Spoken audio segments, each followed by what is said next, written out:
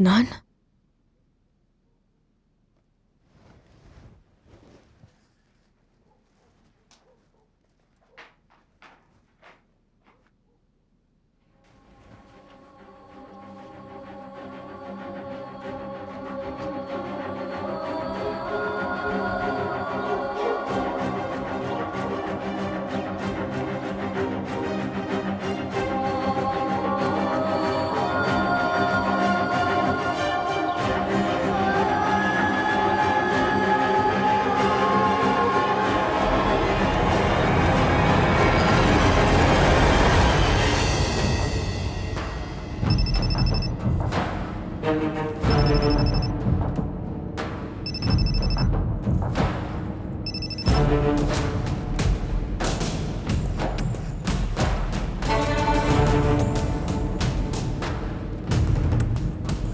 अदनान भाई, हम कहाँ जा रहे हैं? तुम बस गाड़ी चलाओ एहसान, मैं रास्ता बताता हूँ।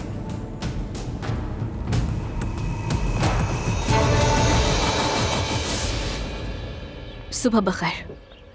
सुबह बखैर। वो तुमने अदनान को कहीं देखा है? वो कुछ देर पहले ही चले गए।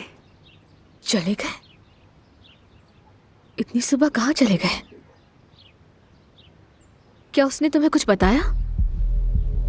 नहीं, उन्होंने कुछ नहीं कहा। मैं अपने कमरे में जा रही हूँ, कुछ काम है मुझे। कुछ ऐसा है जो तुम छुपा रही हो मुझसे?